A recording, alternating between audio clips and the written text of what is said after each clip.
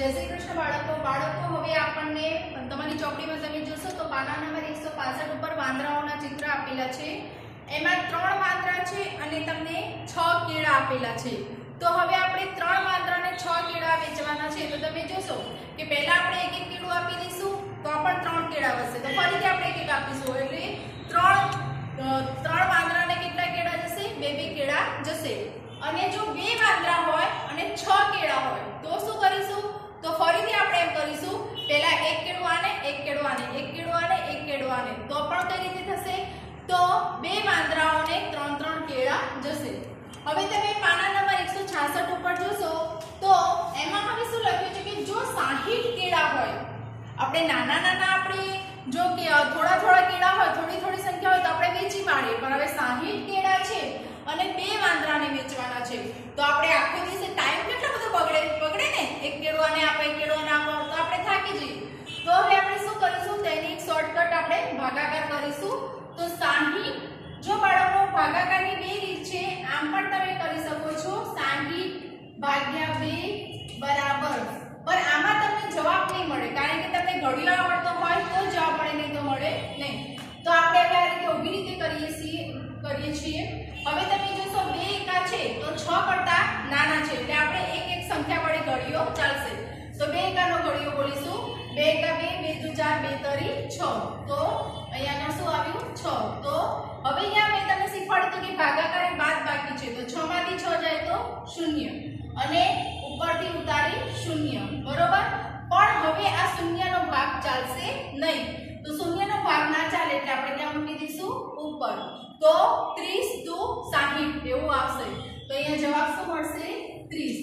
તો બે વાંદરાઓને કેટલા કેળા મળશે? 30 કેળા મળશે। તો શું જવાબ લખીશું 30 કેળા મળશે બંને વાંદરાઓને થઈ ગઈ બરોબર।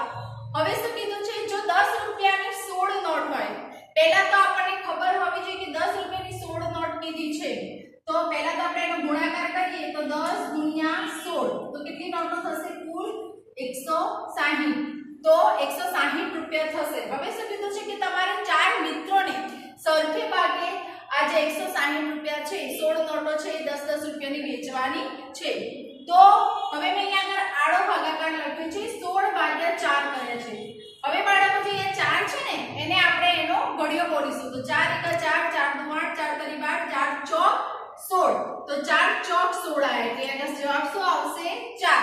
તો દરેક મિત્રને કેટલાને નોટો આવશે 4 નોટો આવશે। તો તમે જો 4 * 10 એટલે 40 રૂપિયા તો દરેક મિત્રને 40 રૂપિયા મળે। કેટલા રૂપિયા મળશે 40 રૂપિયા મળશે બરોબર।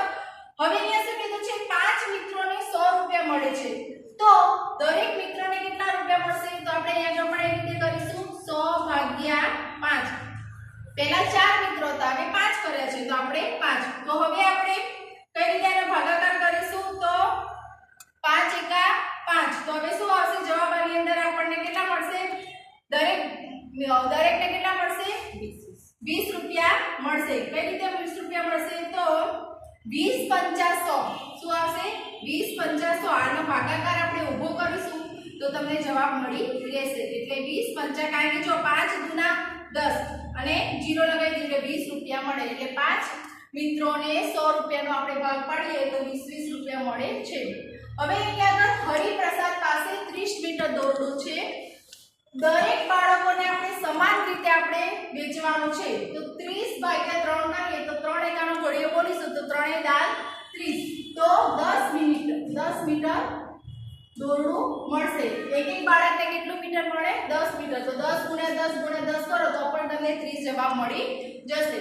હવે અહીંયા બાળકો 36 મીટર દોરડું કીધું છે તો હવે આપણે ઘણાને ઘડિયો ના આવડતો તો શું કરીશું 36 ભાગ્યા 3 બરોબર।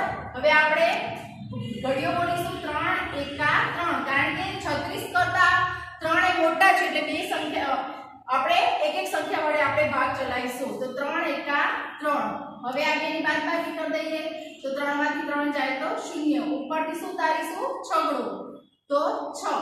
હવે 3 એકાનો ઘડિયો આપણે એવી રીતે બોલવાનો છે કે જવાબ 6 આવે તો 3 એકા 3 3 દુ તો 3 દુ ખાસ ધ્યાન રાખજો સંખ્યા મૂકવામાં ધ્યાન રાખજો અહીંયા 3 તો લખેલા છે 3 એકાનો ઘડિયો બોલે છે 3 દુ 6 તો 0 ના 0 અહીંયા બાદ બાકી થઈ જશે તો જવાબ કેટલો આવ્યો 12 તો હવે દરેક બાળકને કેટલા મળશે 12 તો 12 તરી 36 જો 12 એકાનો ઘડિયો આવડતો હોય તો એ તમને હવે આવડી જશે એવી રીતે અહીંયા 60 મીટર છે 60 ને આપણે ત્રણ બાળકો વચ્ચે વેચવાનું છે તો 3 એકાનો ઘડિયો ફરીથી બોલીશું 3 એકા 3 3 દુ જ્યાં સુધી બાળકો એની સંખ્યા આપણને ના મળી જાય ત્યાં સુધી ઘડિયો બોલવાનો હોય છે તો 3 દુ 6 6 માંથી 6 જાય તો 0 ઉપરથી ઉતારી 0 ભાગ ચાલતો નથી એટલે એની મૂકી 0 તો 20 તો દરેક બાળકને કેટલા દોરડું મળશે 20 મીટર દોરડું મળશે તો આવી રીતે તમારે ભાગ પાડવાના રહેશે નવા પીરિયડમાં નવી શીખીશું જય શ્રી કૃષ્ણ